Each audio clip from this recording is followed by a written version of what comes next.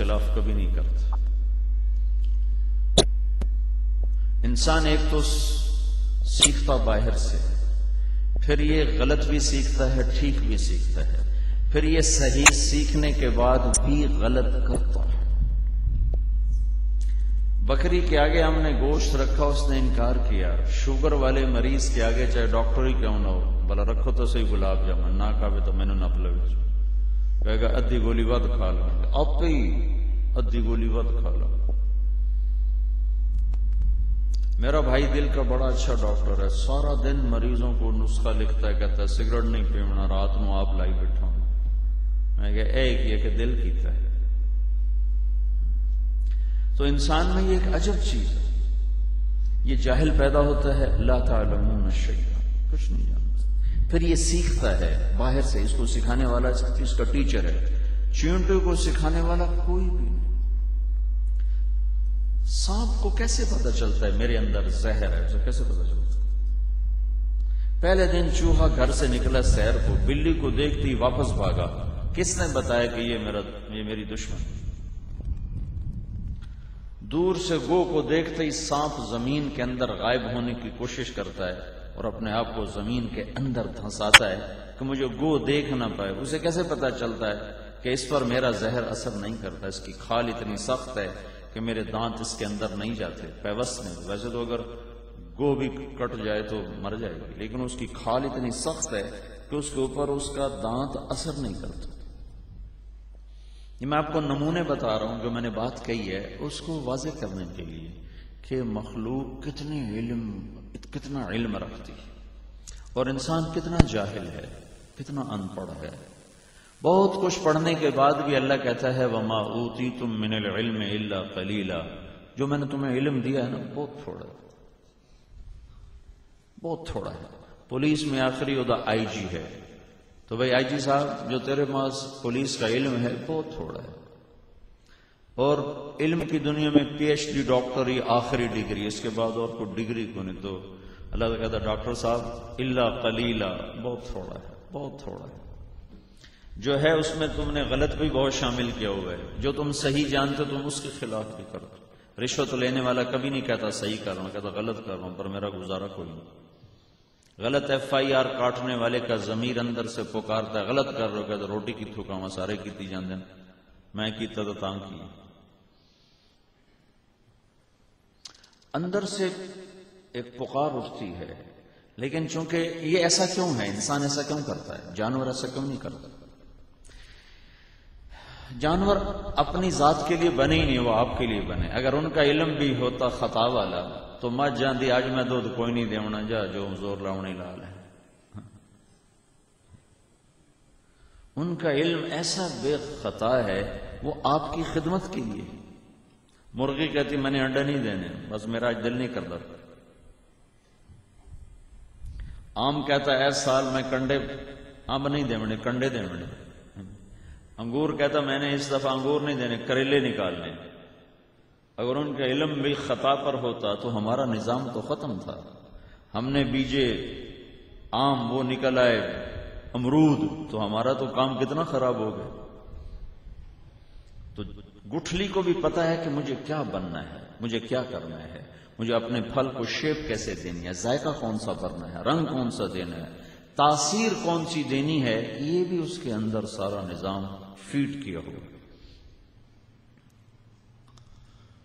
یہ اس لیے ہے کہ هو الذی خلق لکم ما فی الارض جمیعا، کہ یہ سب کچھ تمہاری خدمت کے لیے بنایا گیا ہے۔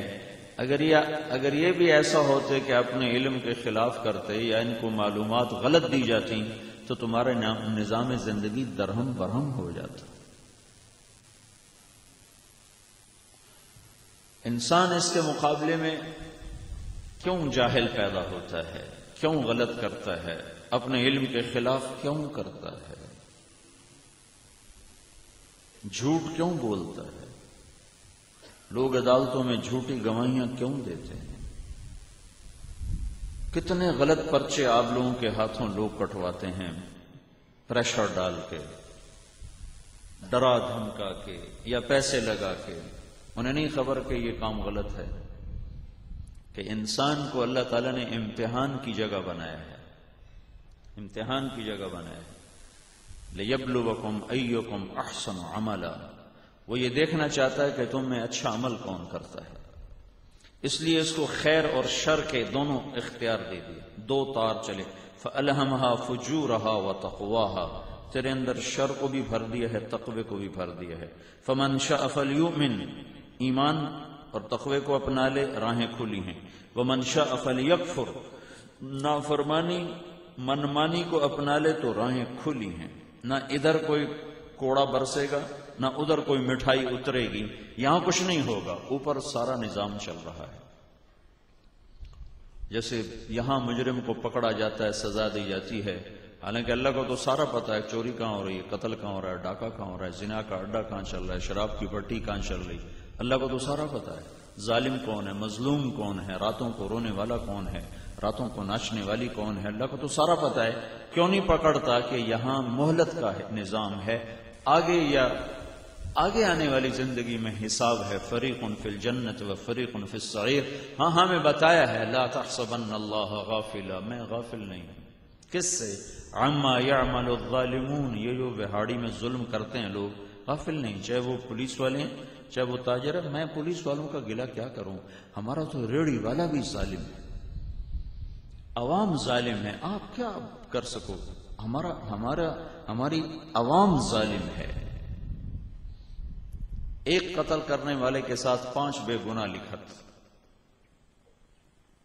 کتنے بے گناہ پھانسی چڑھ جاتے. اور سامنے قاتل کھڑا ہوا ہے، جج گواہ بیٹھ گیا. جج کی دیانتداری کیا کرے؟ اب جج کیا کرے؟ گواہ بیٹھ گیا تو اب جج کہاں سے لائے؟ ظلم ڈیپ روٹس میں چلا گیا ہے. اور حضرت علی کا فرمان ہے کفر کے ساتھ تو حکومتیں سرسبز رہتی ہیں، پھلتی پھولتی ہیں، ظلم کے ساتھ اجڑ جاتی ہیں. ایک دفعہ اللہ تعالیٰ نے سے موسیٰ علیہ السلام نے پوچھا، یا اللہ تو نے فرعون کو 400 سال حکومت دی. وہ کہتا تھا تم ربی میں انا ربکم الاعلی.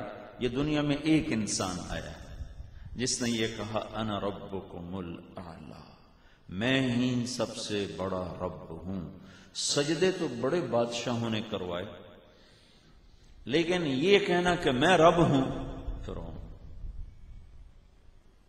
اللہ نے کہا فَالْيَوْمَ نُنَجِّيكَ بِبَدَنِكَ.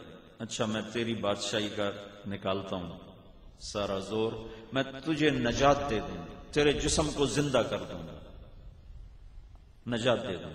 لِتَكُونَ لِمَنْ خَلْفَكَ آیَةً. تو آنے والی نسلوں کے لیے یادگار بن جائے گا، عبرت کی یادگار بن جائے گا. میں نے ممیز کہتے ہیں یہ مصر والے اس زمانے میں کوئی ایسا مسالہ لگا، آنتے نکال کے باہر پھینک دیتے تھے، اندر سارا کچھ. پھر ایسا مسالہ لگاتے تھے کہ جسم آج تک ٹھیک پڑے ہوئے. پٹیوں میں کچھ انہوں نے پٹیاں اتار دی ہیں، جن کی پٹیاں اتار دی ہیں تو ان کی کھال پتہ لگتا ہے کہ یہ مردہ کی کھال ہے، چٹکی ہوئی، ٹوٹی ہوئی، کٹی ہوئی. چہرے ایسے بالکل کھال نام کی شے موجود ہے، کھال اتری نہیں، آنکھوں میں سوراخ نہیں ہے، آنکھوں میں یہ ڈیلے میں آنکھیں موجود ہیں، لیکن پتہ لگتا ہے ویران ہے.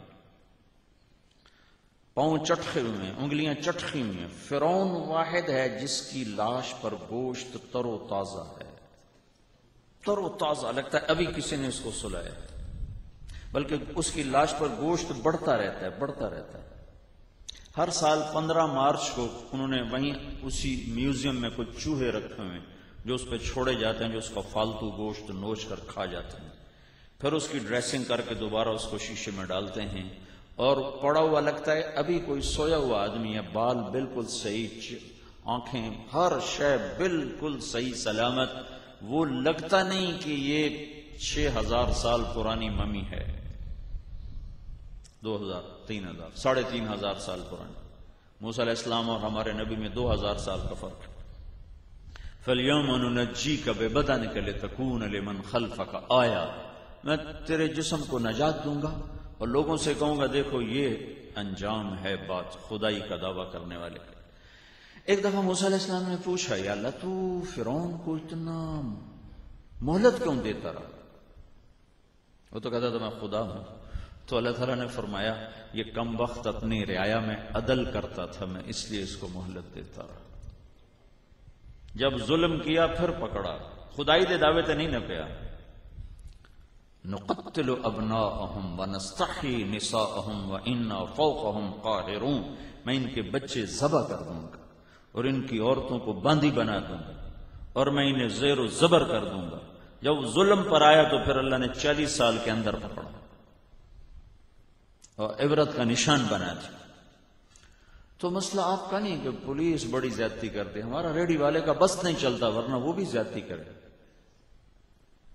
تو عوام میں ظلم پھیل چکا ہے، ایک ظلم ہے ایک دوسرے پر، ایک ظلم ہے اپنے اوپر۔ اللہ کے نبی نے فرمایا الجفا کل الجفا، تمہیں سب سے بڑا ظالم بتاؤں، ویاڑی کا سب سے بڑا ظالم بتاؤں؟ کہا یا رسول اللہ کون؟ الجفا کل الجفا، بڑا ظالم اپنے اوپر، دوسروں پر نہیں، اپنے اوپر بڑا ظالم، اپنے اوپر سب سے بڑا ظلم کرنے والا کون یا رسول اللہ؟ من سمع النداء فلم یجب، جس نے اذان سنی اور نماز نہ پڑھی۔ تو ایسے ظالموں سے پولیس بھی بھری پڑی ہے، عدالتیں بھی بھری پڑی ہیں، بازار بھی بھرے پڑے ہیں، دفتر بھی بھرے پڑے ہیں، کارخانے بھی بھرے پڑے ہیں، دیہات بھی بھرے پڑے ہیں، کہ جو اپنے اوپر ظلم کر رہے ہیں کہ اذان سن کے نماز نہ پڑھیں، اذان سن کے یہ عدالتوں پہ پیشی کرنے جاؤ تو توہین عدالت کے نوٹس جاری کر دیتے، وارنٹ کیا کہتے ہیں، بلا ضمانت وارنٹ جاری کر دیتے ہیں۔ کبھی اللہ نے بھی وارنٹ نکالے کہ تو کم وقت 20 سال ہو گئے نے تجھے ایک سجدہ نہیں دیا، چلو اس کے وارنٹ گرفتاری۔ کیا کریم مولا ہے، کیا کریم مولا ہے، کیا اس کا درگزر ہے اور کیا اس کا تعلق ہے اپنے بندے کے ساتھ۔ ابراہیم علیہ السلام کا مہمان آیا، ابراہیم علیہ السلام پہلے شخص ہیں جنہوں نے یہ سنت جاری کی کہ مہمان کے بغیر کھانا نہیں کھاتے تھے، ساری زندگی کا دستور رہا، مہمان کے بغیر کھانا نہیں کھاتے۔ ایک دفعہ اللہ نے امتحان لے لیا، 3 دن بھیجا ہی کوئی نہیں، بھوکے رہے۔ کہا واہ ابراہیم کھرا نکلا تو بھائی، کھرا نکلا۔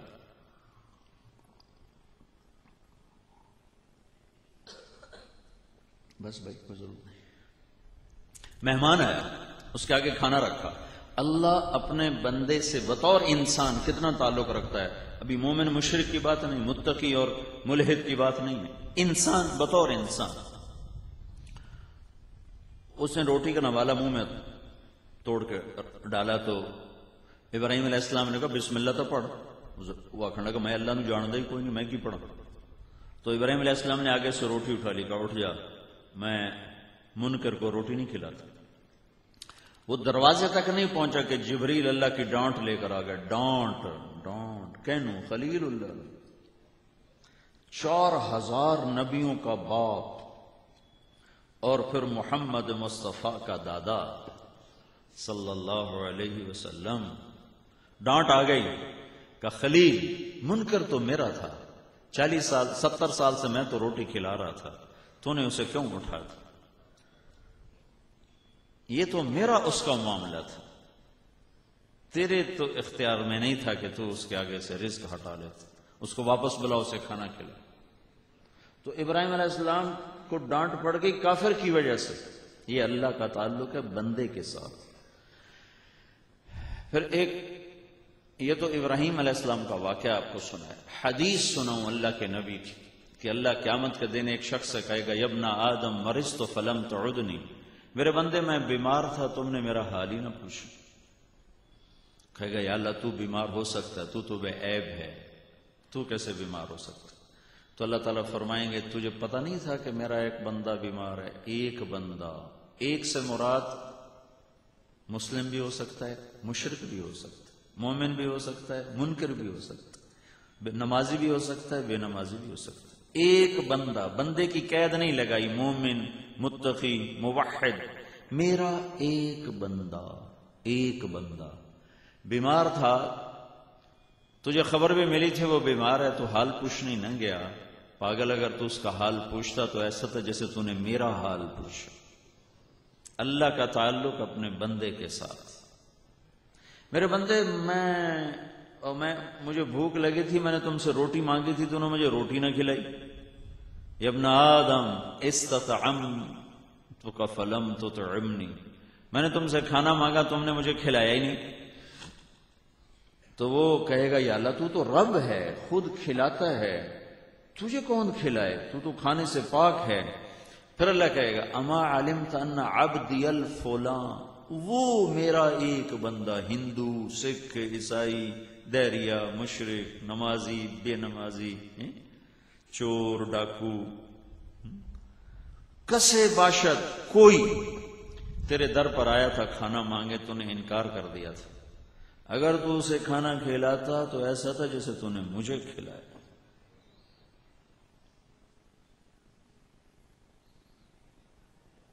حسن اور حسین رضی اللہ تعالیٰ عنہما بیمار ہو گئے تو دونوں میاں بیوی نے منت مانی کہ اگر اللہ ان کو شفا دے گا تو ہم 3 روزے رکھیں گے. تو اللہ نے شفا دے دی. تو فاطمہ رضی اللہ تعالیٰ نے سارا دن شمعون ایک یہودی سردار تھا، اس سے اون منگوا کے اس کو صاف کیا. صاف کرنے کی مزدوری میں اس نے تھوڑا سا جو دیے. تو انہوں نے ان کو صاف کر کے پیس کر روٹی پکائی. دونوں میاں بیوی روزے کے ساتھ سامنے کھانا رکھا تو دروازے سے آواز آئی، مسکین ہوں اللہ کے نام پہ کچھ دو. نہیں پتا ایمان والا ہے، نہیں پتا مشرک ہے. دونوں میاں بیوی نے ایک دوسرے کو دیکھا تو یہ بھی تو ہو سکتا تھا ادھی روٹی ادھے چھپ دے دیں، ادھی آپ رکھ لیں. جتنا پکایا تھا سارا اس کو دے دیا اور پانی پہ روزہ افطار کر لیا. رات کو پھر روزہ رکھا، پانی پر، کھجور پر، کھانے کو تو کچھ تھا نہیں. تو اگلے دن پھر حضرت فاطمہ نے شمعون یہودی سے منگوایا، اون منگوا کر اس کو صاف کیا. پھر اس کی مزدوری میں کچھ جو ملے، انہیں پیس کر روٹی پکائی. کھانے کے لیے بیٹھے ہیں افطاری کے لیے کہ دروازے پر آواز آئی، یتیم ہوں اللہ کے نام پہ کچھ دو. تو پھر دونوں نے ایک دوسرے کو دیکھا اور روٹی اٹھا کے اس کو دے دی. پھر پانی پہ روزہ افطار کی. تیسرا دن تھا، پھر یہی کچھ تھا، کھانا سامنے تھا اور بدر کے قیدی چھوٹے. بدر کے قیدیوں کو آزاد کیا گیا شام کے وقت، بدر کی جنگ میں جو قید ہوئے تھے. تو اس نے آ کے دروازے پہ صدا لگائی، قیدی ہوں اللہ کے نام پہ کچھ دو. تو دونوں نے اٹھا کر وہ روٹی اس کو دے دی. تو حضرت فاطمہ رضی اللہ تعالیٰ عنہ چارپائی پہ گر گئیں، اٹھنا مشکل ہو گیا. تو اللہ کے نبی کو پتہ چلا تو جب حال پوچھنے آئے تو ان کے گلے لگ کے رونے لگی. ابھی باپ بیٹی رو رہے تھے کہ اوپر سے قرآن اترا، وَيُطْعِمُونَ الطَّعَامَ عَلَى حُبِّهِ مِسْكِينًا وَيَتِيمًا وَأَسِيرًا إِنَّمَا نُطْعِمُكُمْ لِوَجْهِ اللَّهِ لَا نُرِيدُ مِنْكُمْ جَزَاءً وَلَا شُكُورًا إِنَّا نَخَافُ مِنْ رَبِّنَا يَوْمًا عبوسا قمطريرا فوقاهم الله شر ذلك اليوم ولقاهم نضرة وسرورا وجزاهم بما صبروا جنة وحريرا متكئين فيها على العرائك لا يرون فيها شمسا ولا زمهريرا ودانية عليهم ظلالها وذللت قطوفها تذليلا ويطاف عليهم بآنية من فضة وأكواب كانت قوارير من فضة قدروها تقديرا ويسقون فيها كأسا كان مزاجها زنجبيلا عينا فيها تسمى سلسبيلا ويطوف عليهم ولدان مخلدون إذا رأيتهم حسبتهم لؤلؤا منثورا وإذا رأيت ثم رأيت نعيما وملكا كبيرا عاليهم ثياب سندس خضر واستبرق وحلوا أساور من فضة وسقاهم ربهم شرابا طهورا إن هذا كان لكم جزاء وكان سعيكم مشكورا.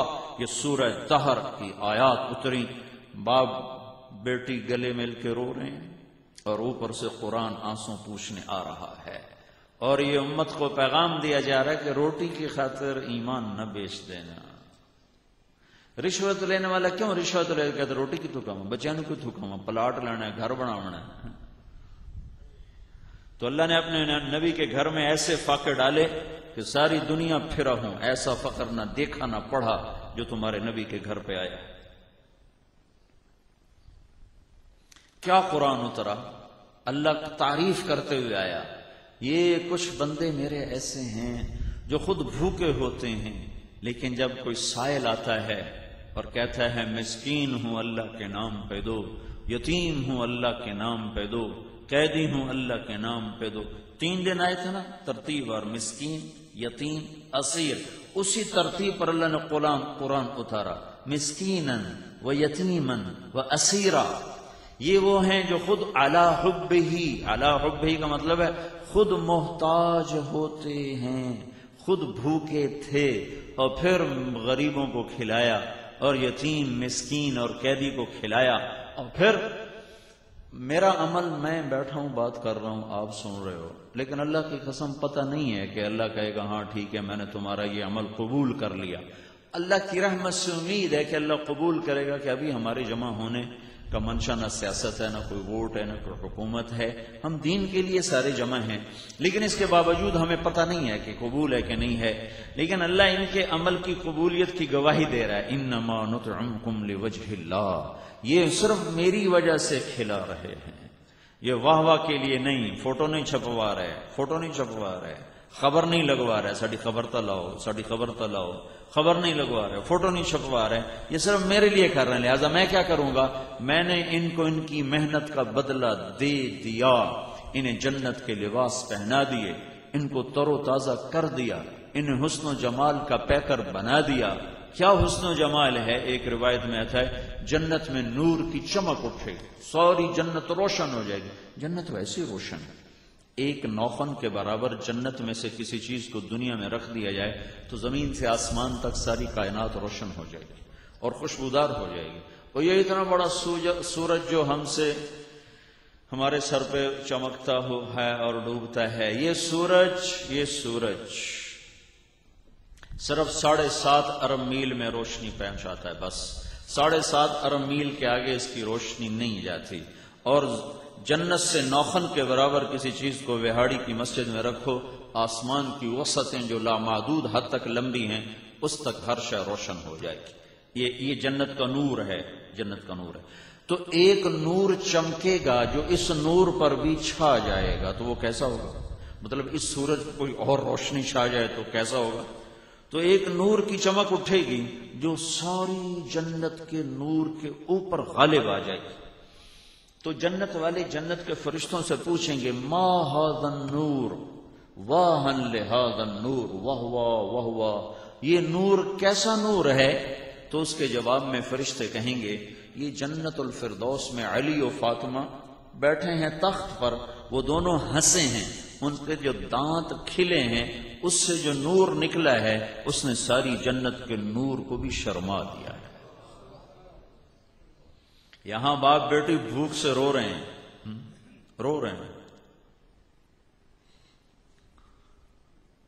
جب حضرت فاطمہ روئی تو اللہ کا نبی بھی رویا کہ بیٹی غم نہ کر، نہ رو، اس ذات کی قسم جس نے تیرے باپ کو نبی برحق بنایا ہے، میرے گھر میں بھی آج 3 دن گزر چکے ہیں، میں نے روٹی کا ایک لقمہ نہیں کھایا، اور تجھے مبارک ہو، اللہ تجھے جنت کی عورتوں کا سردار بنا چکا ہے۔ انسان بطور انسان اللہ کے دربار میں بہت قیمتی۔ تو بھائیو، میں نے ایک تمہید میں بات کی تھی، مخلوق کا علم صحیح درست، انسان کا علم باہر سے آتا ہے، اس میں غلط بھی شامل ہوتا ہے، صحیح بھی شامل ہوتا ہے، جھوٹ کے بغیر کام نہیں چلتا، یہ غلط علم ہے لیکن ذہنوں نے قبول کیا ہوا ہے۔ FIR سے جھوٹ چلتا ہے اور عدالتوں تک چلتا ہے، اور سب کہتے ہیں اس کے بغیر تو پھر کام نہیں چلے گا، اور سب جانتے ہیں کہ جھوٹ ہلاکت ہے اور لعنت ہے۔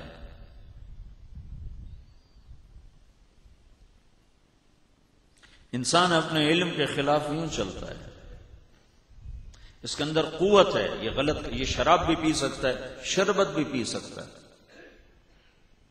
یہ نظروں کو ہوسناک بھی بنا سکتا ہے اور حیادار بھی بنا سکتا ہے، یہ کانوں سے قرآن بھی سن سکتا ہے اور نغمے بھی سن سکتا ہے، یہ ہاتھوں سے ظلم بھی کر سکتا ہے، عدل بھی کر سکتا ہے، اس کا قلم غلط فیصلہ بھی کر سکتا ہے، صحیح بھی کر سکتا ہے، اس کا ترازو صحیح بھی تول سکتا ہے، غلط بھی تول سکتا ہے، اس کے قدم شراب خانے کی طرف بھی اٹھ سکتے ہیں، مسجد کی طرف بھی اٹھ سکتے ہیں، اس کی زبان سے گالی بھی نکل سکتی ہے، دعا بھی نکل سکتی ہے، یہ اذان پر مسجد میں بھی آ سکتا ہے، دکان پہ بھی بیٹھا رہ سکتا ہے۔ یہ اس لیے کہ اللہ اسے آزمانا چاہتا ہے کہ میں دیکھوں گا تم کرتے کیا ہو، لِيَبْلُوَكُمْ أَيُّكُمْ أَحْسَنُ عَمَلًا هُوَ الَّذِي خَلَقَ لَكُمْ مَا فِي الْأَرْضِ جَمِيعًا، ساری کائنات تمہاری خدمت پہ لگا دی ہے، اور ساری کائنات کو تمہارا خادم بنا کر، یا ابن آدم خلقت الاشیاء لاجلک وخلقتک لاجلی، ساری کائنات تیرے لیے اور تو اللہ کے لیے۔ فلا تشتغل بما هو لك عمن انت له، تو اس مٹ جانے والی دنیا کی خاطر اپنے اللہ کو ناراض نہ کر لینا۔ تو میرے بھائیو، اگر اللہ چاہتا تو کوئی بددیانت نہ ہوتا۔ ایسے دیکھو یہ دین کی بات ہو رہی، پر کیسے پہرے گزار کلاشنکوفیں لے کر کھڑے ہیں، اور کیسے لوگ ظلم و ستم کی نئی نئی داستانیں لکھ رہے ہیں کہ اللہ نے اس جگہ کو امتحان کی جگہ بنایا ہے۔ یہاں لا تحسبن اللہ غافلا عما يعمل الظالمون، انہیں بتاؤ میں سویا نہیں، دیکھ رہا ہوں۔ پھر پکڑتے کیوں نہیں ہو؟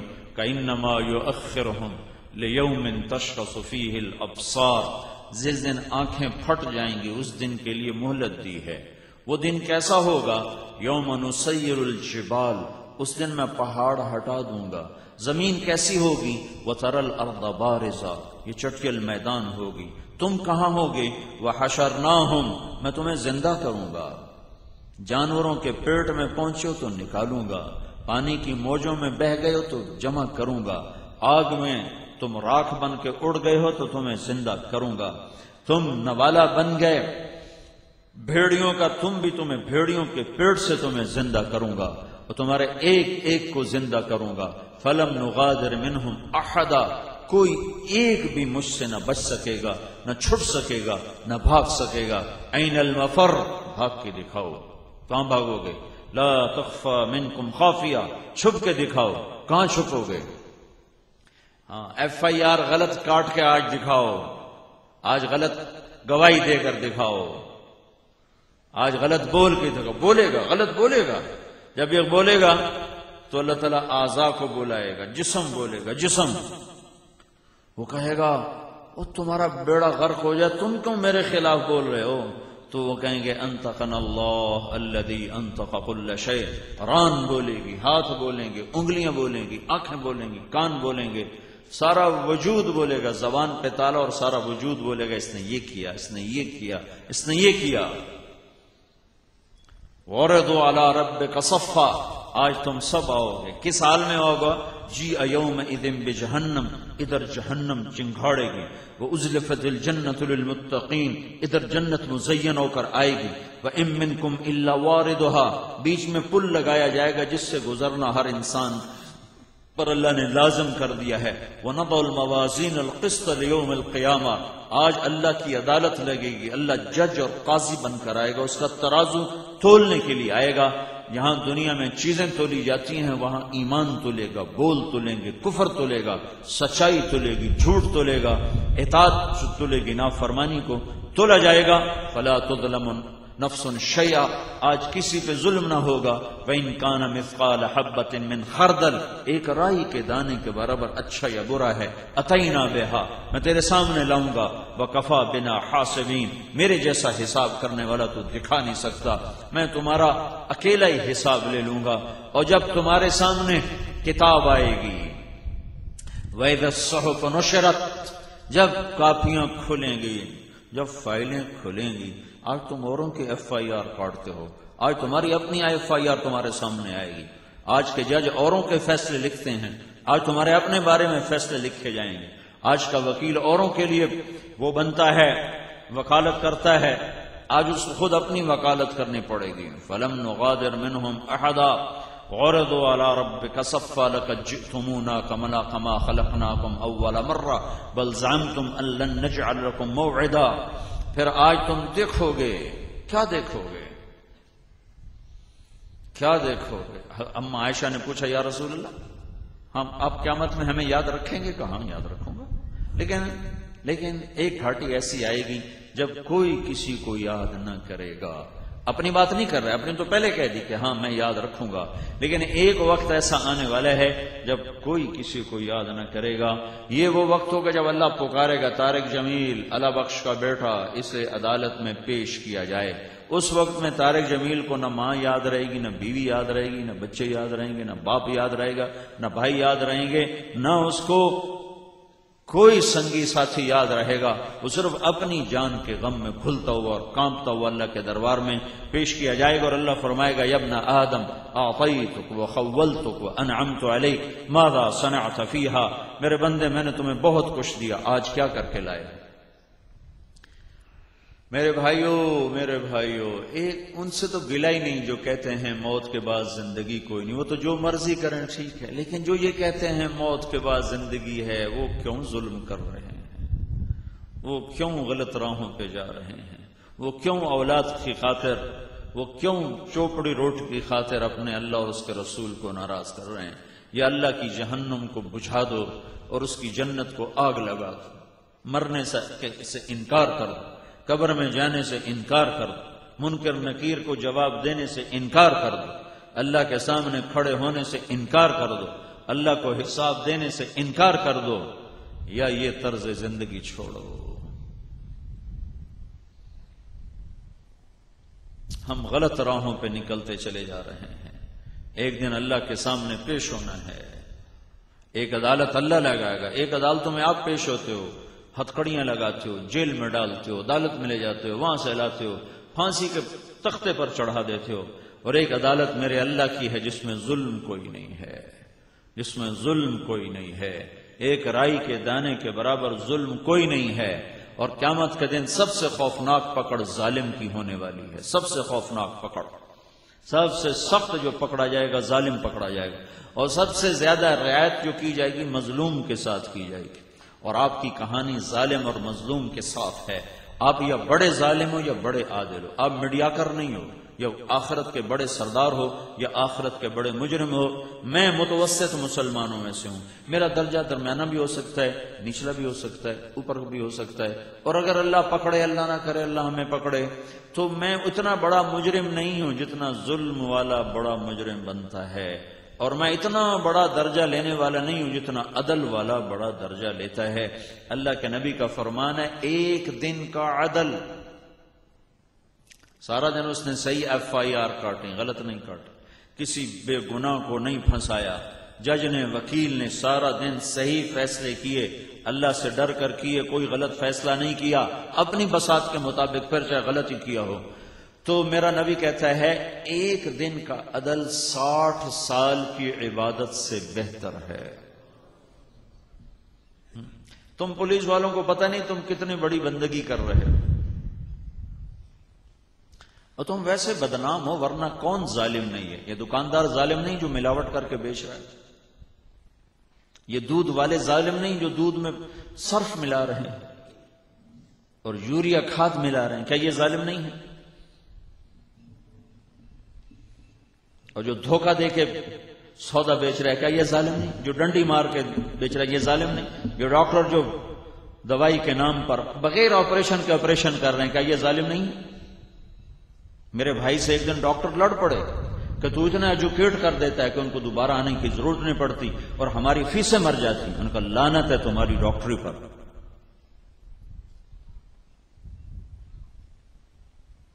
تو کون ظالم نہیں ہے آج؟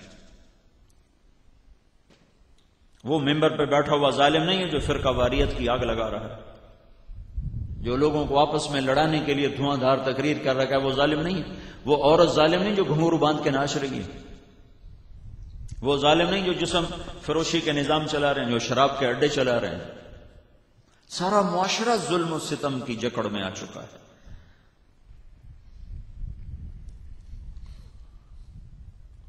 جب اللہ تعالیٰ نے مخلوق کو پیدا کیا، جب اللہ نے کائنات کو پیدا کیا، تو سب سے پہلے کائنات کے بعد فرشتوں کو پیدا کیا۔ تو فرشتوں نے اللہ سے پوچھا یا اللہ تو کس کا ساتھی ہے؟ تو اللہ نے فرمایا میں مظلوم کا ساتھی ہوں جب تک اسے انصاف نہ مل جائے۔ مظلوم ایک برادری ہے، چاہے وہ کافر ہے چاہے وہ مسلم ہے، جب ظلم ہوتا ہے تو اللہ کا عرش کانپتا ہے۔ تو اس میں پولیس والا بھی ظالم ہے، واپڑا والا بھی ظالم ہے، ریڑھی والا بھی ظالم ہے، دکاندار بھی ظالم ہے۔ کتنے لوگوں یہ قبضہ گروپ یہ بڑے متقی ہیں۔ ہماری جماعت تھی یمن میں، گشت کر رہے تھے، تو ایک دکاندار سے کہا ہم آپ کے پاکستانی بھائی ہیں، آپ سے کلمے کی بات کرنے ہیں۔ تو جو بات کر رہا تھا نا اس کا نام تھا عبد الرشید، کراچی کا، اب بھی زندہ ہے۔ تو اس دکاندار نے اس کو یہاں سے پکڑ لیا، انت پاکستانی، انت پاکستانی، انت پاکستانی، تعال معی، تو پاکستانی ہے، ادھر آ میرے ساتھ آ۔ اس کو گھسیٹ کے پیچھے لے گئے۔ ساری جماعت والے پریشان، ڈر گئے، کیا ہوا؟ پیچھے اس کا بہت بڑا سٹور تھا جو گھی کے کنستروں سے ایسے لگا پڑا تھا، بھرا پڑا تھا۔ اس نے ایک کنستر کھینچ کر یوں الٹایا تو اس کے اوپر اتنا گھی تھا، نیچے ساری مٹی بھری ہوئی تھی۔ کہا یہ پاکستان سے میرے پاس آیا ہے، اتنا گھی نیچے ساری مٹی۔ اس کم وقت نے بھی کہا ہوگا میں نے بچوں کو روٹی کھلانی۔ آئے ہائے، میں فجر کی نماز پڑھ کے سیر کو نکلا، واپس آ رہا تھا، فیصل آباد کی بات ہے، تو میری ایسے دور نظر پڑی، ایک ریڑھی والا کھڑا تھا، سفید داڑھی۔ ریڑھی والے عام طور پہ بیچارے دین سے بھی فارغ ہوتے ہیں، دنیا سے بھی فارغ ہوتے ہیں، نہ دین ہے نہ دنیا ہے۔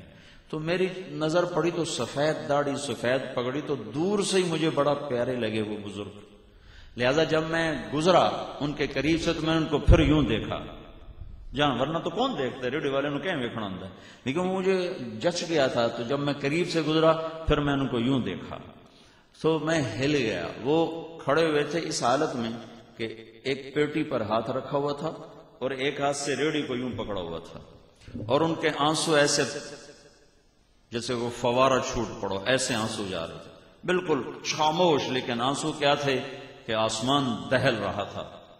تو میں کھڑا ہو گیا، میں نے کہا بابا جی خیر تو ہے، کیا ہوا؟ تو اس نے وہ پیٹی میرے آگے یوں الٹا دی، تو اس میں سیب تھے، سیب، اوپر کی جو لیئر تھی جس میں کوئی 8 10 15 سیب ہوتے ہیں وہ ٹھیک تھے، نیچے سارے سیب ادھ گلے ہوئے تھے۔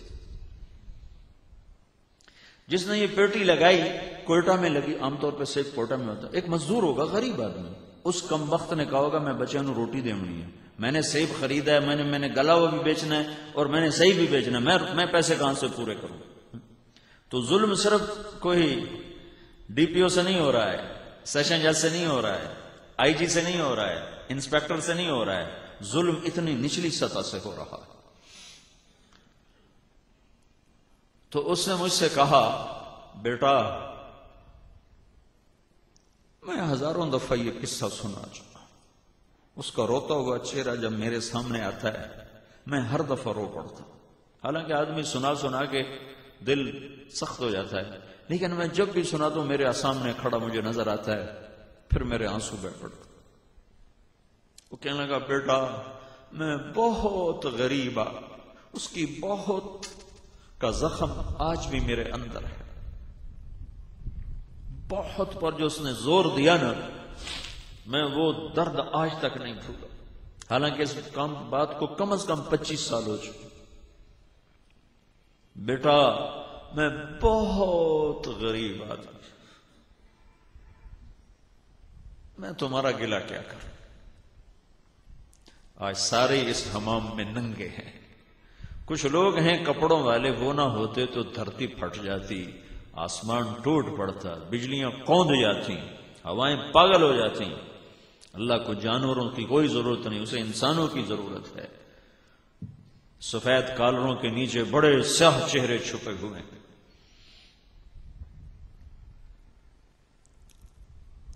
میں بہت غریب آدمی، میں ایک پیٹی لاتا ہوں جو عصر تک بک جاتی ہے، پھر میں شام کو اپنے بچوں کے لیے تازہ آٹا لے کے جاتا ہوں۔ آج کسی ظالم نے میرے بچوں کی روٹی مجھ سے چھین، آیا جس دیش میں ایسا ظلم ہو رہا ہو، وہاں پیپل پارٹی ہو یا نون لیگ ہو، یہ تو ویسے ہی سارے بازاری لوگ ہیں، بکے ہوئے مال ہیں۔ یہاں جنید بغدادی کو بھی بٹھا دو تو کچھ نہیں ہو سکے، شیخ عبد القادر جیلانی صدر ہوں اور جنید بغدادی وزیر اعظم ہوں تو بھی تقدیر نہ بدلے گی۔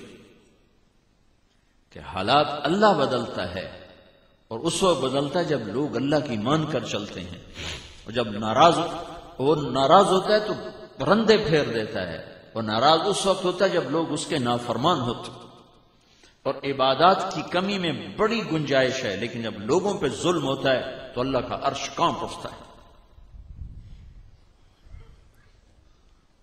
کبھی کبھی اللہ سے بات ہوتی ہے، ایک بڑھیا کا واقعہ یاد ہے۔ بنی اسرائیل میں ایک بادشاہ نے محل بنوایا تو اس کی فصیل بڑھتے بڑھتے بڑھتے ایک بڑھیا کے گھر کے قریب پہنچ گئی، تو اس نے کہا یہ ہمارے محل کی شان کے خلاف ہے کہ اس کے قریب کوئی جھونپڑوں سے گرا دیا جائے۔ بڑھیا موجود نہیں تھی وہاں، واپس آئی تو ملبے کا ڈھیر تھا۔ وہ کہنے لگی یہ میرا گھر کس نے گرایا؟ کہا یہ بادشاہ نے گرایا۔ تو وہ ملبے پر بیٹھ گئی، کہنے لگی میرے اللہ، میں تو موجود نہیں تھی، تو تو موجود تھا، تو کہاں چلا گیا؟ اس کا یہ کہنا تھا کہ بادشاہ اپنے محل سمیت زمین میں غرق ہو گیا، دھس گیا۔ میرے بھائیو، تم بڑے عظیم لوگ ہو اگر تم عدل کے ساتھ چلو۔ بہت سے پریشر قائم ہیں ظلم و ستم کے، عوام کی طرف سے، سیاستدانوں کی طرف سے، بڑے افسروں کی طرف سے، حکومت کی طرف سے۔ ایک پریشر اپنے اندر ہے، نفسانیت، مال کی ہوس، پیسے کی ہوس، وہ ایک اپنے اندر پریشر ہے۔ اگر اس کا مقابلہ کر لو تو اللہ کی قسم بڑے بڑے ولی ابدال قطب تمہاری گرد کو نہیں پہنچ سکتے۔ مجھے بتاؤ کون ہے جو 60 سال مسلح پہ گزار سکتا ہے؟ کوئی مائی دارا جڑا 60 سال مسلح تو اٹھے میں اس پیشاب نہیں کرنا، اس روٹی نہیں کھاؤنی، اس سونا کوئی نہیں۔ 60 سال مسلح تے بوے تے ایک سیکنڈ تو اٹھے نہیں، تب جا کے تمہارے ایک دن کے برابر بنتا ہے۔ اور میرے نبی نے کہا برابر نہیں کہا، خیرن، ایک دن کا عدل 60 برس کی عبادت سے بہتر ہے، زیادہ ہے، برابر نہیں کہا، زیادہ کہا ہے۔ تو اپنی قیمت گنواؤ نہیں، اپنے قلم کی قیمت یہ چند پیسے نہ لگاؤ، چند سکے نہ لگاؤ، اپنے قلم کی قیمت اللہ کو لگاؤ کہ مجھے اس قلم سے اللہ کو پانا ہے، مجھے اللہ کو لینا ہے۔ تو پھر تمہارے مقام مرتبے کو کوئی نہیں پہنچ سکتا ہے۔ لیکن اگر یہ قلم جھکتا رہا، یہ دبتا رہا، یہ بکتا رہا تو فرعون بھی تمہارے پیچھے کھڑے ہوں گے۔ کیوں ہماری داستان کربلاؤں سے بھری ہوئی ہے؟ تاکہ روشنی کے چراغ جلتے رہیں، روشنی کے مینار بلند رہیں، تاکہ بھٹکے ہوں کو راہیں ملتی رہیں۔ آل رسول کا خون اتنا قیمتی ہے کہ ایک قطرہ 7 زمین آسمان کے مقابلے میں زیادہ وزنی بھی ہے اور قیمتی بھی ہے۔ کسی نبی کی اولاد ایسے ذبح نہیں ہوئی جیسے تمہارے نبی کی اولاد ذبح ہوئی ہے۔ کسی نبی کے معصوم بچوں کے سر نہیں کٹے۔ تم کہتے ہو پترا نو کتھو کھوا گئی تے دھیاں نو کیویں ٹوریے؟ تمہارے نبی کی بیٹیاں گھسیٹ دی گئیں۔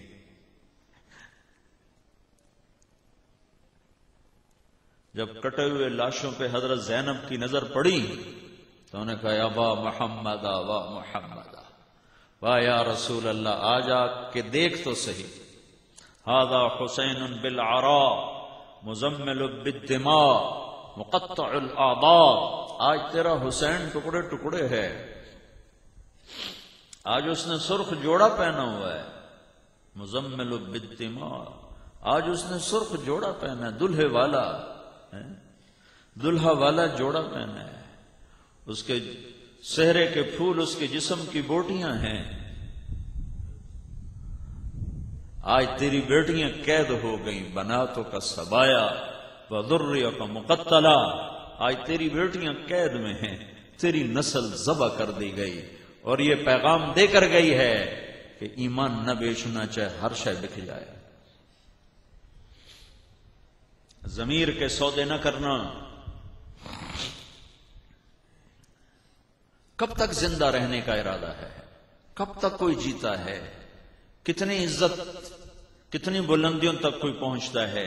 کیا موت اسے گراتی نہیں؟ کیا گردش ایام اس کی قبر کے نشان نہیں مٹاتی؟ کیا اولادیں تیسرے دن اسے بھول نہیں جاتی؟ میں تمہیں پوتے پڑ پوتے کیا سنوں. میں نے ایک جنازے میں شریک تھا، قبرستان پہنچے، میں نے ایک آدمی سے کہا تیرے باپ کی قبر پہ فاتحہ پڑھنا چاہتا ہوں. بیٹا بیٹا، پوترا نہیں، پڑ پوترا نہیں. وہ مجھے ایک قبر پہ لے کر کے کہنے لگا اے ابا جی دی قبر ہے. میں نے ہاتھ اٹھایا تو پیچھے سے آواز ہے جناب اے انہاں دے پیو دی قبر نہیں ہے. تو پتر آندہ اچھا کیڑی ہے؟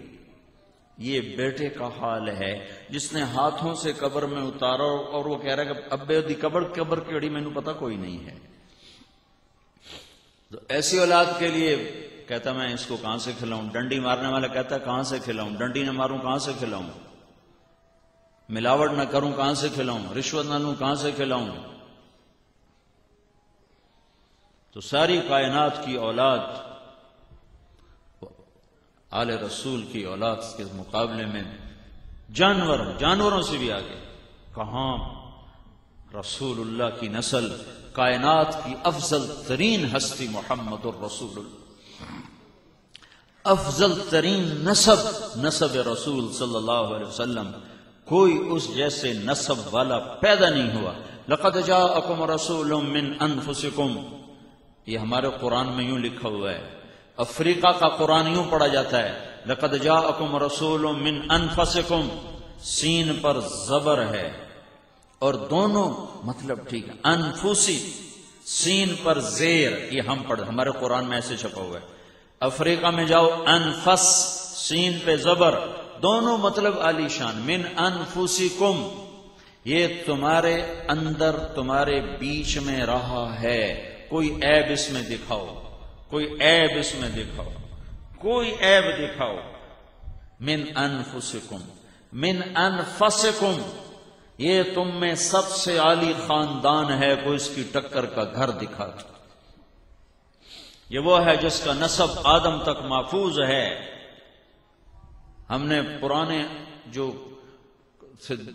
بندوبست جو ہوا تھا زمینوں کا 1800 اور کچھ میں، تو میرے بھائی کو ذوق ہے، تو اس نے وہ ملتان جا کر وہ پرانے انگریز کے دور کے جو پڑے ہوئے تھے رجسٹر، ان کو کھول کے اپنے باپ دادے کی نکالی شاخیں، تو کوئی 13-14 تک پہنچی ہیں جو کتابوں میں لکھی ہوئی ہیں. جو یہاں کے آبائی موروثی ذمہ دار ہیں ان کے نام کوئی مراد ہے ہمارا بڑا، تو مجھ سے اوپر اس کا کوئی 13واں نمبر آتا ہے. لیکن بیچ میں کتنے ہیں مجھے یاد کوئی نہیں ہے. مجھے میرے ابے اور دادے کا نام آتا ہے، پردادے کا، اس سے آگے مجھے یاد کوئی نہیں ہے کہ کون ہے کون نہیں ہے.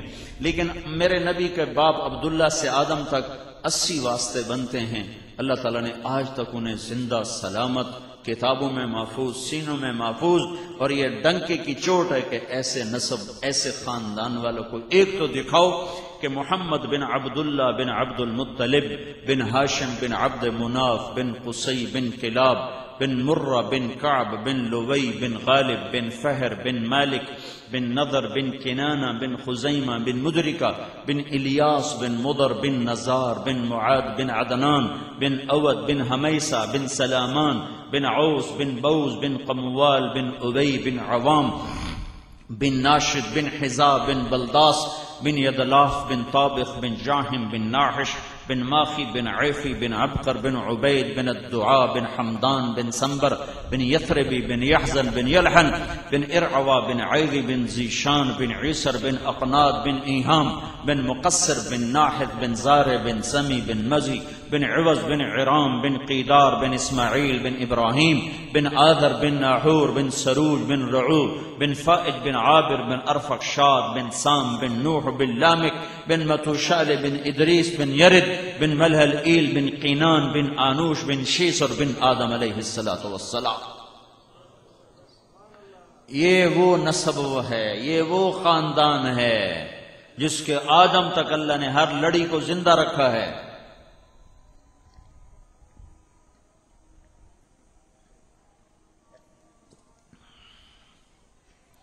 اللہ کے نبی نے اپنے گھر میں فاقے برداشت کر لیے کہ میری امت پر حجت تمام ہو اور کوئی روٹی پر فروخت نہ ہو جائے. سارے خاندان کیا بتاؤ اگر کہتے میں یزید بیعت کر لینا تو کیا فرق تھا، کیا فرق پڑنا تھا؟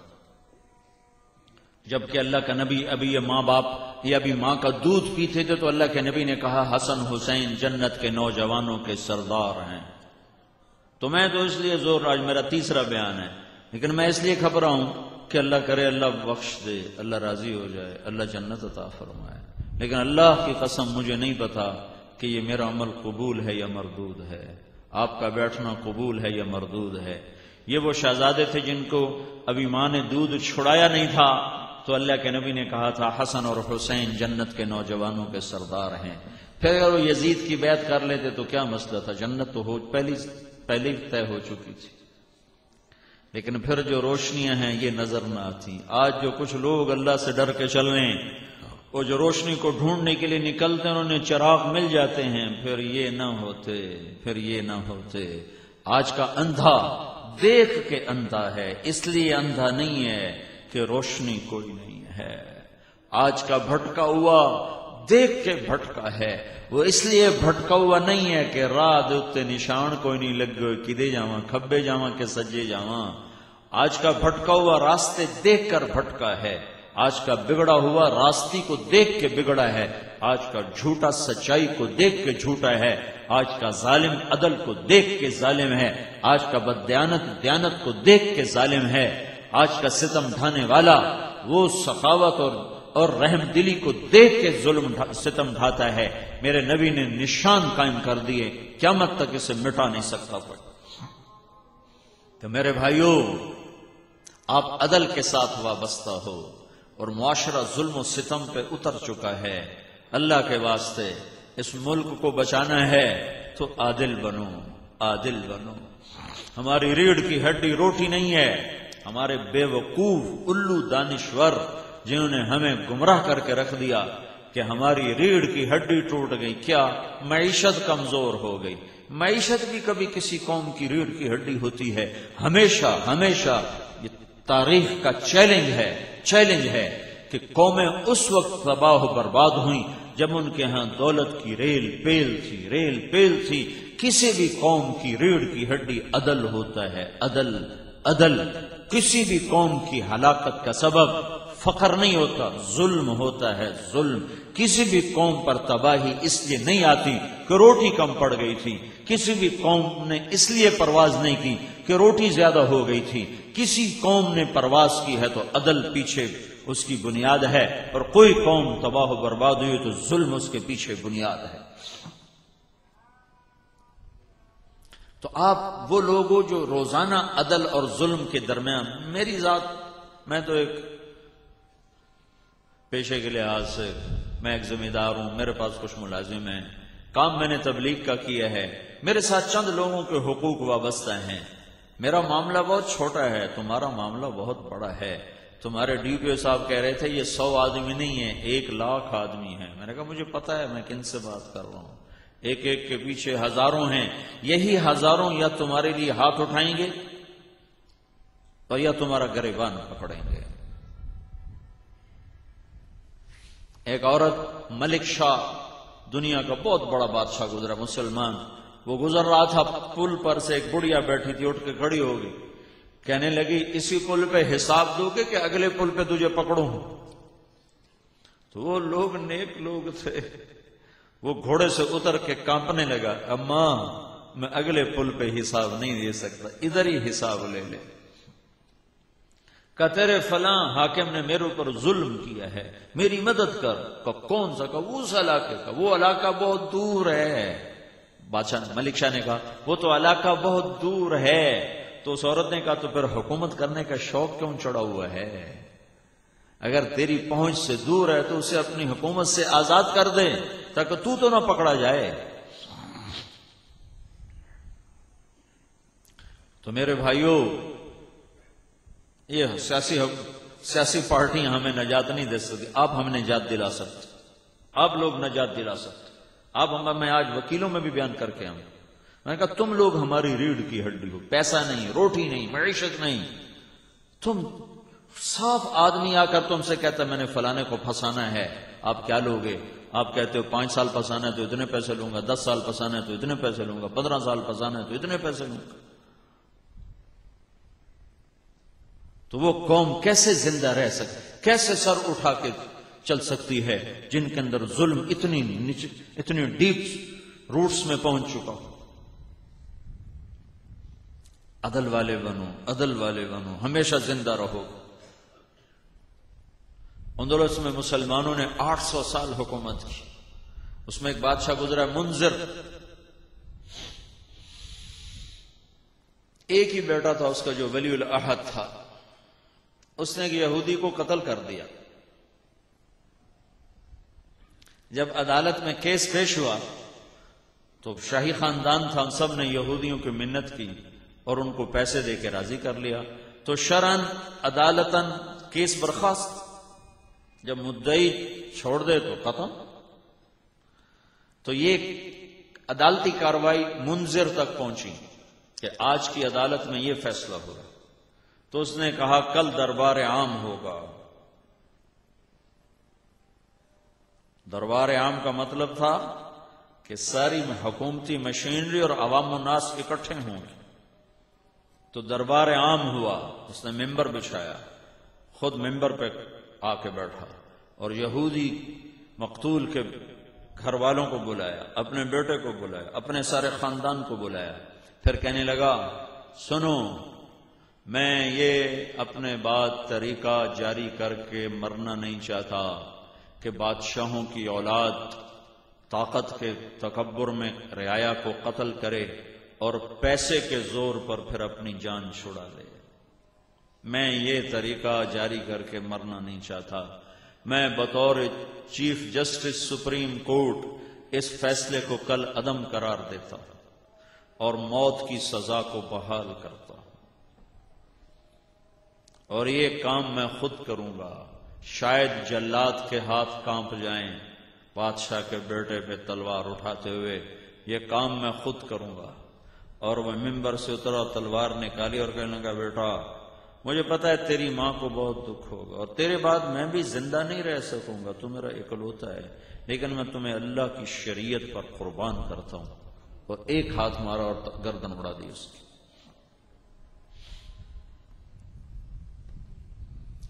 آج کا انسپیکٹر کیسے کہہ سکتا ہے کہ ایم پی اے کا پریشر تھا میں نے غلط پھنسا دیا، ایم این اے کا پریشر تھا اور فلاں کا پریشر تھا؟ فرعون بن کے مرنا چاہتے ہو؟ سارا سال یزید کو گالیاں پڑتی ہیں، خود یزید کے ساتھ مرنا چاہتے ہو؟ سارا سال حسین کے لیے روتے ہو، خود اس کے دشمنوں کے صف میں کھڑا ہونا چاہتے ہو؟ اور خود نہیں زندہ رہا، جو اس نے کہا تھا میں بھی زندہ نہیں رہوں گا، نیند اڑ گئی، نیند ختم ہو گئی، 2 ہفتے مسلسل جاگ جاگ جاگ 15ویں دن مر گیا، 42 سال کی عمر میں مر گیا، اور 1000 سال کے بعد آج بھی منذر زندہ ہے۔ شاید آپ نے نام بھی پہلی دفعہ سنا، کیوں پہلی دفعہ سنا؟ تاریخ نے اسے بھلایا نہیں، صدیاں گزر جانے کے بعد اس کا نام اندھیروں میں گم نہیں ہوا، اپنے عدل کے ساتھ زندہ ہے۔ بنو امیہ کے تخت کو رنگین کر دیا ظلم و ستم سے بادشاہوں، اموی بادشاہوں نے رعایا کا خون بہا بہا پانی کر دیا۔ اسی تخت پر عمر بن عبدالعزیز بیٹھا، 3 بر اعظم کا حاکم، دیپال پور کشمیر تک عمر بن عبدالعزیز کی حکومت ہمارے علاقے میں، سندھ سے لے کر دیپال پور کشمیر تک، کاشغر تک چین، سینیگال چوڑ تک افریقہ میں، استنبول کے دروازوں تک یورپ میں، 4 بر اعظم، 3 بر اعظم پر اس کا پھریرا ہے، اور اس کے تخت پر اس سے پہلے جو پیشرو بیٹھے ہیں انہیں ظلم و ستم وہ ڈھائے کے خون کی ندیاں بہائیں، اسی تخت پر عمر بیٹھا ہے۔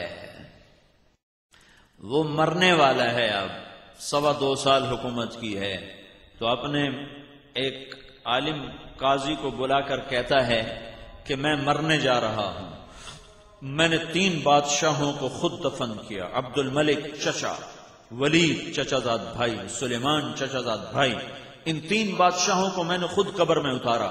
جب میں نے ان کے کفن کی گرہ کو کھول کے دیکھا تو ایسے چہرہ ہوتا ہے جب ہم فکس کر دیتے ہیں تاکہ قبلہ رخ رہے، تو کہا میں نے دیکھا کہ ان کا چہرہ ادھر سے ادھر ہو چکا تھا اور رنگ ان کے کالے پڑ چکے تھے. تینوں بڑے خوبصورت. ولید کا رنگ ذرا سانولا تھا، باقی سلیمان، عبد الملک انتہائی خوبصورت، لال سرخ رنگ، لیکن تینوں کے رنگ سیاہ اور چہرے ادھر. یہ کیا وجہ تھی؟ ان کو مرے ہوئے اب 1300 سال ہو چکے ہیں. 1300 سال سے کچھ اللہ کی قسم، اللہ کی قسم، یہ بے نمازی نہیں تھے، یہ شرابی نہیں تھے، یہ زانی نہیں تھے، یہ بے روز نہیں تھے. ولید بن عبد الملک تہجد میں 10 سپارے روزانہ نفلوں میں پڑھتا تھا. یہ صرف ایک کام تھا ان کا، ظالم ظالم ظالم تھے. تو اللہ نے ان کی نمازیں مردود کر دی، روزے مردود کر دیے، حج مردود کر دیے اور ان کے چہرے قبلے سے پھیر دیے. اور عمر بن عبدالعزیز اب مرنے لگا ہے، اسی تخت پر بیٹھا، اسی پر. تو رجا سے کہتا دیکھنا میرے ساتھ کیا ہوتا.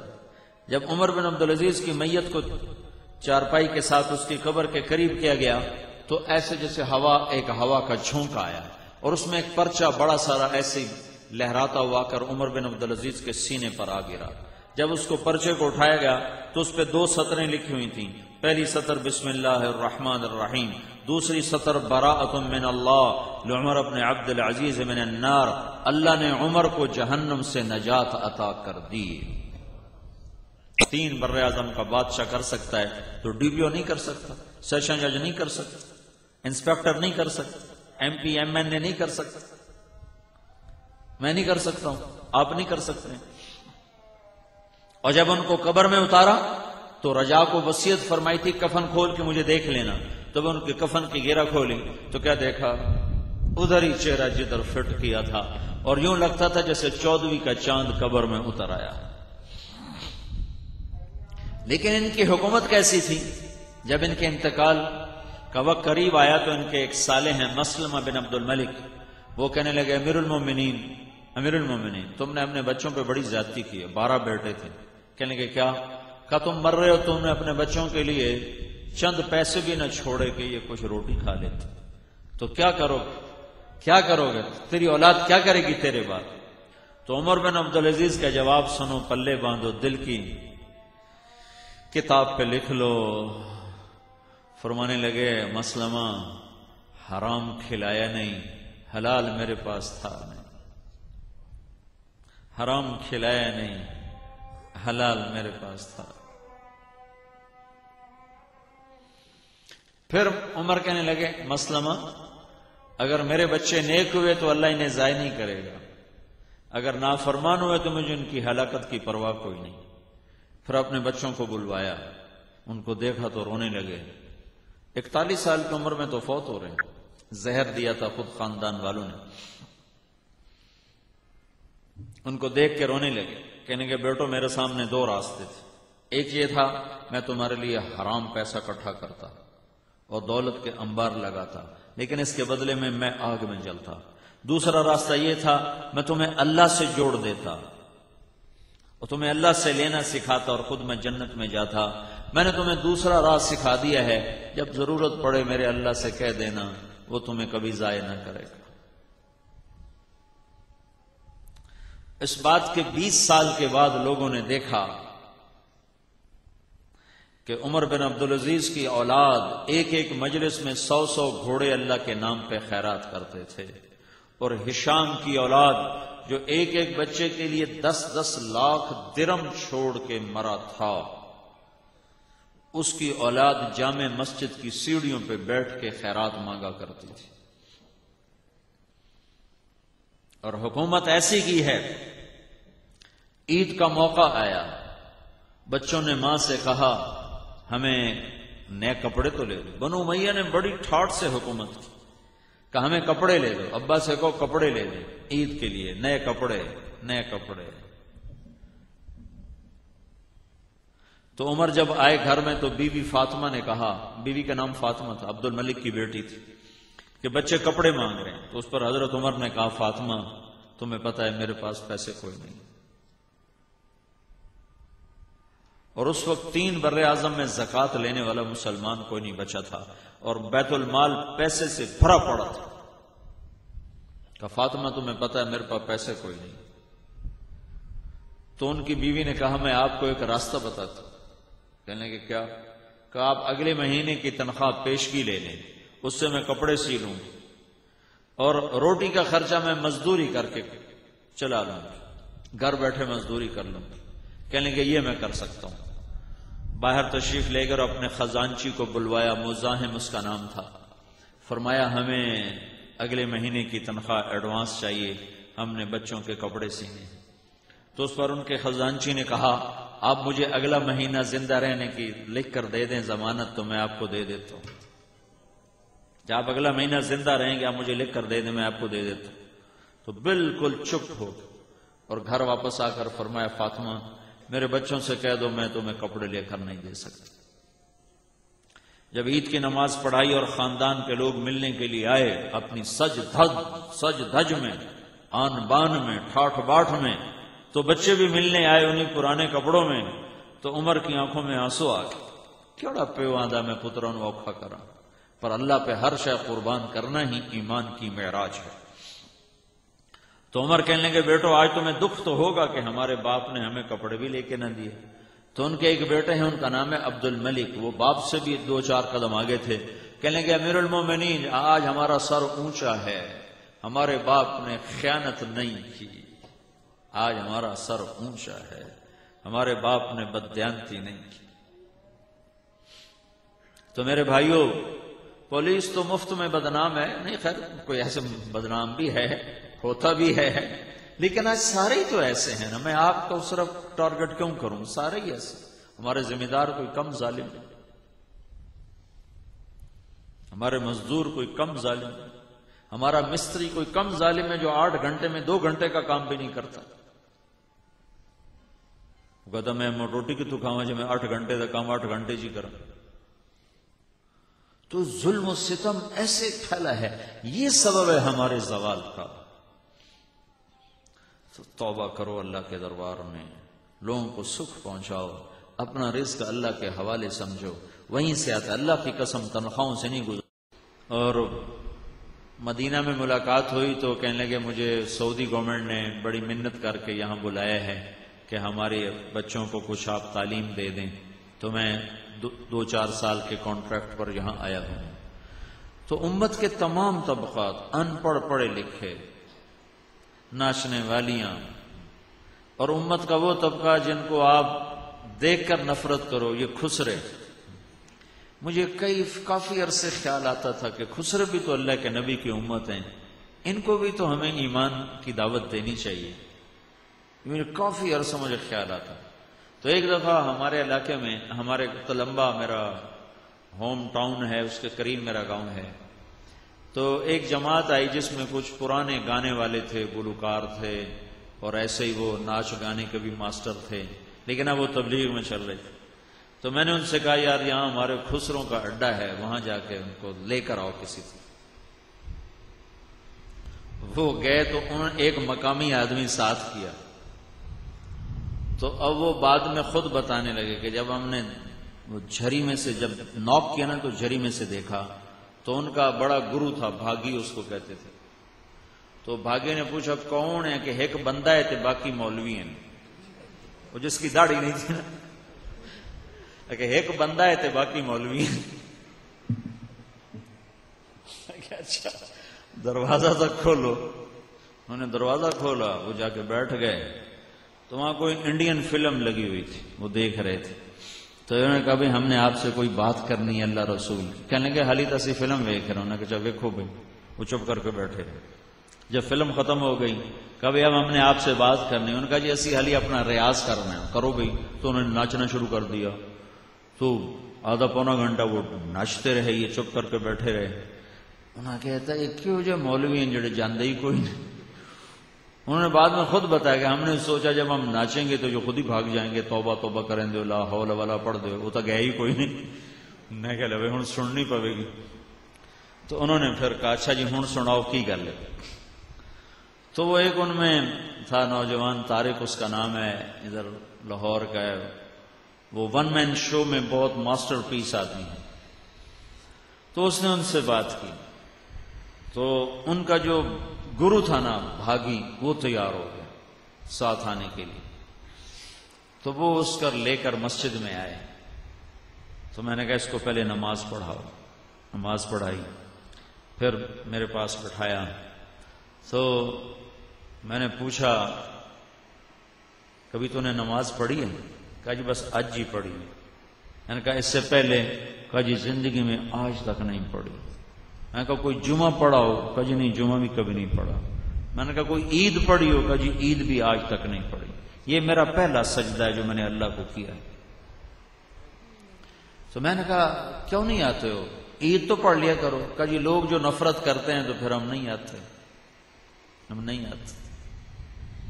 خیر میں نے اس کو اپنے ساتھ بٹھا کے کھانا کھلایا، اکرام کیا. بڑے بڑے اس نے بال چھپا لیے نا، وہ بڑی ساری پگڑی باندھ کے نا، تو اس نے بال سارے سے اوپر کٹھے کر کے یوں پگڑی باندھ لی ہوئی تھی. تو میں نے اس کا بڑا اکرام کیا، بڑی محبت سے بٹھایا، تھوڑی بات کی. اگلے دن پھر اس کو بلایا، پھر اس کو اپنے ساتھ بٹھا کے کھانا کھلایا. اگلے دن پھر اس کو بلایا. تو وہ بڑا حیران ہو کر کہنے لگا جی سانتا جی مولوی نیڑے نہیں لگن دیندے تے گلاس نو ہاتھ لا گئے تو انہوں بھی دو چھڑ دین. تسی کیوں جو سانو نال بات روٹی کھوائی جاندے ہو؟ پھر میں نے اسے کہا تم ایسا کرو، یہ دین تیرا بھی ہے میرا بھی ہے، نبی میرا بھی ہے تیرا بھی ہے، تو دین سیکھنے کے لیے تبلیغ میں جا. کہا اچھا جی چلا جانا. تو وہ 3 دن کے لیے پھر جماعت میں گیا. وہ تو اکثر تو یہ مرد ہوتے ہیں، بنے ہوتے ہیں گزرے. وہ جماعت میں گیا.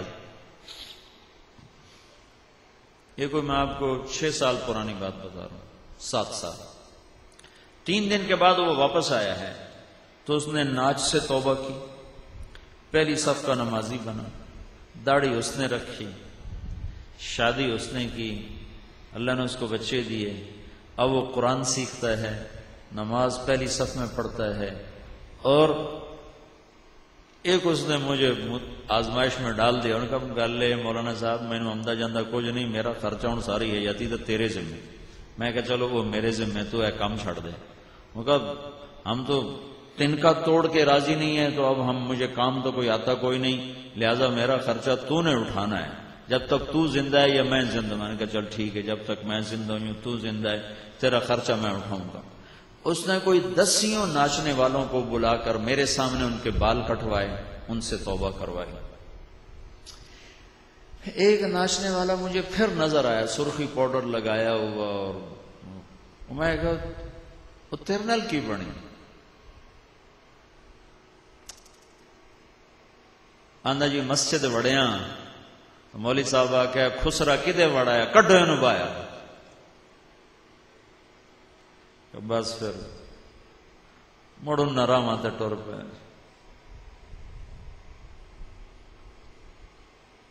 ہمارے تلمبا میں بہت پرانا بازار حسن ہے. 1818 میں رنجیت سنگھ نے ملتان فتح کیا تھا. مظفر خان شہید 5 بیٹوں سمیت شہید ہوا تھا. عبدالی روڈ پر اس کی قبریں ہیں بیٹوں سمیت.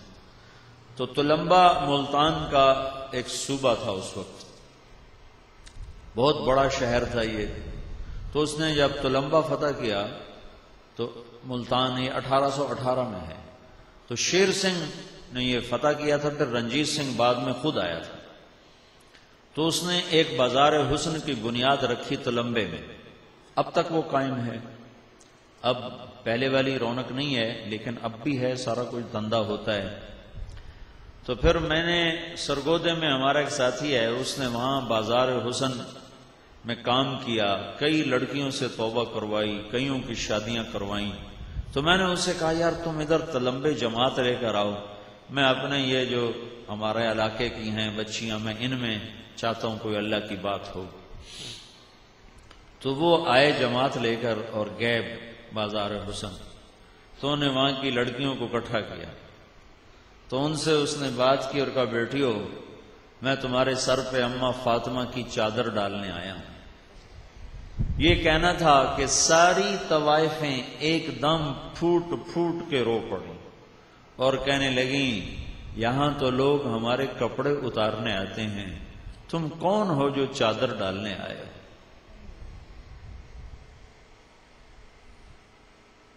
اتنا روئیں کہ اس کو بھی رلا دیا کہ یہاں تو ہمارے کپڑے اتارنے لوگ آتے ہیں، تم کون ہو جو چادر ڈالنے آئے؟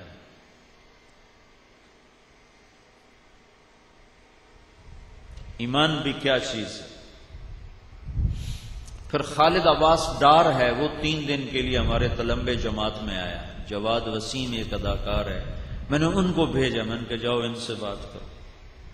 پھر وہ گئے، انہوں نے ان سے بات کی تو انہوں نے مطالبہ رکھا کہ آپ کہو مولوی طارق جمیل جو ہمارے علاقے کا اتنا مشہور ہے، لوگوں میں واز کرتا ہے، ہمیں کیوں نہیں اللہ کی بات سناتے؟ ان سے کہو ہمیں اللہ کی بات سنائے۔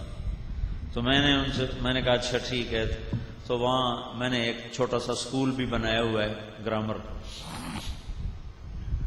بچوں کو اچھی تعلیم دینے کے لیے۔ تو اس سکول میں نے ان کو جمع کیا، کوئی 60-70 اکٹھی ہوئیں، کچھ ایجڈ، کچھ جوان، 30-35 جوان تھی، دبئی ناچنے جاتی تھی۔ تو میں نے ان میں بیان کیا، میں نے صرف کیا بیان کیا کہ عورت کا دین میں کیا مقام ہے، جب یہ ماں ہوتی ہے تو کیا مقام ہے، بہن ہوتی ہے تو کیا مقام ہے، بیوی ہوتی ہے تو کیا مقام ہے، بیٹی ہوتی ہے تو کیا مقام ہے۔ جب میں نے یہ بیان کیا کہ اللہ کے نبی نے فرمایا تھا کاش میرے ماں باپ زندہ ہوتے، اور نہیں تو میری ماں تو ہوتی، اور میں عشاء کی نماز کے لیے مصلی پہ ہوتا اور سورۃ فاتحہ شروع کر چکا ہوتا، اور ادھر سے میرے گھر کا دروازہ کھلتا اور میری ماں مجھے کہتی بیٹا محمد، تو میں اپنی ماں کی خاطر نماز توڑ دیتا، اور میں کہتا جی اماں جان میں نماز دوبارہ شروع کر ساں، تساں حکم کرو کی حکم۔ تو وہ اتنا روئیں، وہ کون عزت بیچتا ہے؟ جب مالدار لوگ زکوٰۃ نہیں دیتے تو پھر طوائفوں کے اڈے آباد ہو جاتے، پھر عزتیں نیلام ہو جاتی۔ قربان جاؤں اللہ کی رحمت۔ میرے نبی نے فرمایا بنی اسرائیل میں ایک نوجوان تھا جس کا نام تھا کفل۔ ہر رات نئی لڑکی اس کے پہلو میں آتی تھی۔ ایک رات ایک لڑکی کو لے کر آیا 60 دینار۔ 60 دینار آج کے سونے کے ریٹ کے مطابق 6 لاکھ روپیہ بنتا ہے۔ جب اس کے ساتھ کمرے میں الگ ہوا تو دیکھا تو وہ رو رہی تھی۔ تو کفل نے پوچھا کیوں رو رہی ہو؟ تو اس نے کہا کفل میں پیشہ ور نہیں ہوں، میں عزت دار ہوں، مجھے بھوک نے یہاں تک پہنچا دیا۔ جب مالدار لوگ زکوٰۃ نہیں دیتے تو غریبوں کی بیٹیاں نیلام ہو جاتی۔ کیا ظلم و ستم ہے! یہ کوئی تھوڑا ظلم ہے کہ پیسہ ہو اور زکوٰۃ نہ دے، ذمہ دار ہو اور فصل کا عشر نہ دے۔ تو کفل کی آنکھوں میں آنسو آ گئے۔ اس نے کہا تو میری بہن ہے، جس عزت کے ساتھ آئی ہے اسی عزت کے ساتھ واپس چلی جا، اور میں بڑا کتا انسان ہوں، میرے لیے دعا کر اللہ مجھے معاف کر دے۔ اور کفل کو نہیں پتا کہ اگلے گھڑی فیصلہ کیا ہو چکا۔ وہ بچی گھر پہنچی، پیچھے کفل مر گیا۔ یہ ایسا نامی گرامی بدماش تھا، کل نہ اس کو کوئی غسل دینے آتا، نہ کوئی کندھا دینے آتا، نہ اس کا کوئی جنازہ پڑھنے آتا۔ وہ ایسا غلط انسان تھا۔ تو میں اس شہنشاہ کی رحمتوں پہ قربان جاؤں۔ ارے تم تو محمد مصطفیٰ کے امتی ہو، تمہارے لیے تو 2 مہربان ہیں، ایک اللہ اوپر ہے، ایک نیچے محمد مصطفیٰ ہے۔ وہ تو بنی اسرائیل کا ہے، اس کے پیچھے تو محمد مصطفیٰ کی پشت پناہی نہیں ہے۔ لیکن میرے اللہ نے کیا کیا، جب صبح ہوئی تو لوگوں نے دیکھا کفل کی دیوار کے اوپر لکھا ہوا تھا ان اللہ قد غفر للکفل، اللہ نے کفل کو معاف کر دیا ہے، جاؤ جنازہ پڑھو، جاؤ کفن دو، جاؤ دفن کرو، جاؤ کندھا دو، کہ جس رب نے پکڑنا تھا اس نے معاف کر دیا۔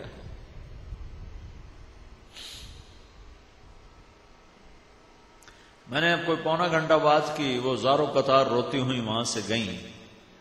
تو 2-3 دن گزرے تو مجھے خبریں آنی شروع ہوئیں کہ ایک بچی بھاگ گئی، اپنے رشتہ دار کوئی اور تھے، ان کے جا کے پاؤں میں گر گئی، میری کہیں شادی کرا دو، مجھے اس گند سے نکال دو۔ 2-3 بچیوں نے توبہ کی کہ اب ہمیں ٹکڑے ٹکڑے کر دو، اب ہم یہ کام نہیں کریں گے۔ پھر ایک بچی کا پیغام آیا کہ میں آپ سے ملنا چاہتی ہوں، ساتھ ایک اس کی نمبردار نہیں، وہ جو بیچ میں پھر بڑی ایجڈ ہو جاتی ہے، تو پھر وہ جوان لڑکیوں سے بھی خطرناک ہوتی ہے، جو سودے کرواتی ہے اور کیا کچھ کرتی ہے، ایک وہ نمبردار نہیں، ایک وہ بچی، وہ دونوں میرے پاس میرے گھر آئیں ملنے کے لیے۔ تو وہ بچی رونے لگی، کہنے کہ میاں صاحب میری کتھائیں شادی کرا تھا، میں نے میرے براما وڈ چھڑیا مار مار کے کہ سانو کما کے دے با میں جویں کماؤنا ہے، تو میں انہوں نے آخیا ہوں میں نے ٹوٹے ٹوٹے کر چھڑو، میں ایک گندا کم نہیں کرنا۔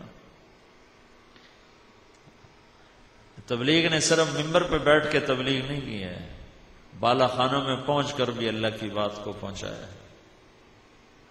میں نے کہا بیٹی تو غم نہ کر، جب بھی کوئی مجھے مناسب رشتہ ملا میں تیری شادی کروں گا، اور جب تک تیرا رشتہ نہیں ہوتا تیرا خرچہ میرے ذمہ ہے۔ وہ نمبردارنی کی 3 بیٹیاں تھیں، ان کو وہ گھنگرو بندھا رہی تھی نچانے کے لیے، تو آ کر کہنے لگی مولانا صاحب میں توبہ کیتی ہے، میری دھیاں نو بچا لو۔ میں کہا بی بی اللہ بچاؤں والا، میں کی بچا سکنا۔ اب اس نے ایک کی منگنی کر دی ہے اور وہ جگہ ہی چھوڑ دی، اور 2 کو 3 کو بچا لو، 3 زندگیاں بچ گئیں۔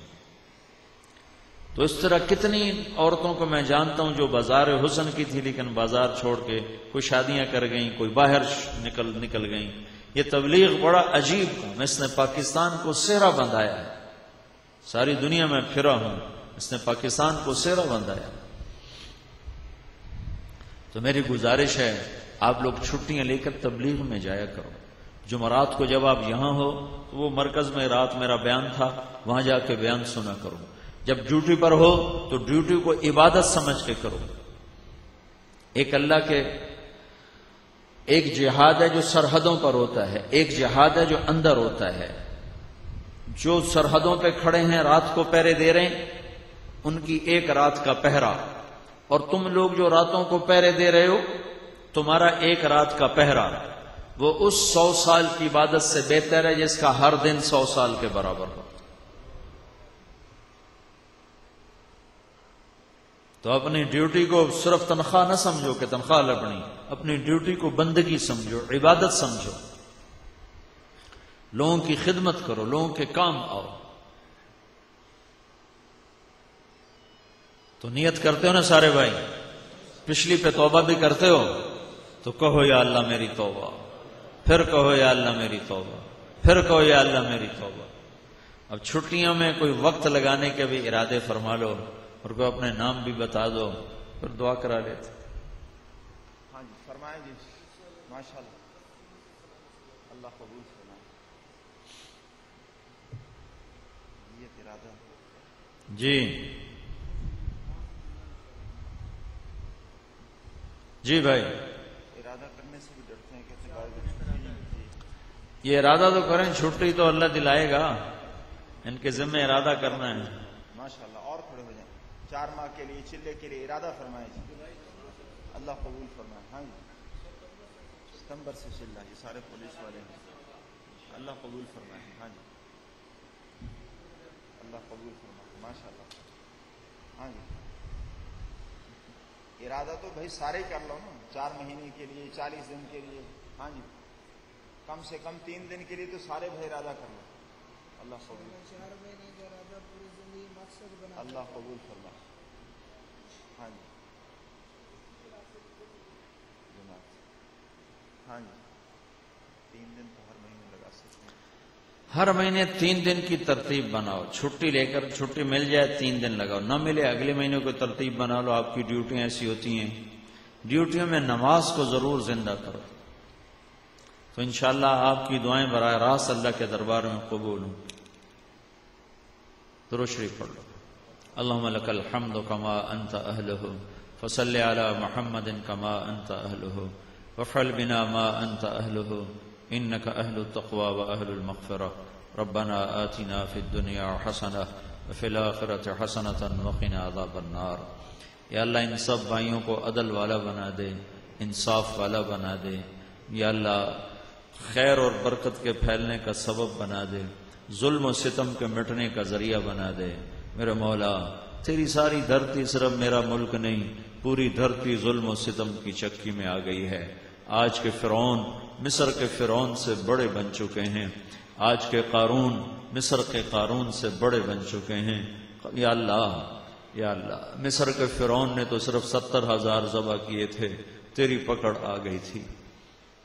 ہمارے فرعونوں نے تو کروڑوں ذبح کر دیے ہیں اور ابھی تک تیری پکڑ نہیں آ رہی۔ ہم تیری تقدیر پر راضی ہیں، پر تیرے آگے ہم واہ ویلا تو کر سکتے ہیں، اپنے دکھڑے تو سنا سکتے ہیں، اپنا غم تو تجھے بتا سکتے ہیں۔ میرے آقا، ساری دھرتی کے فرعون خدا بن چکے ہیں۔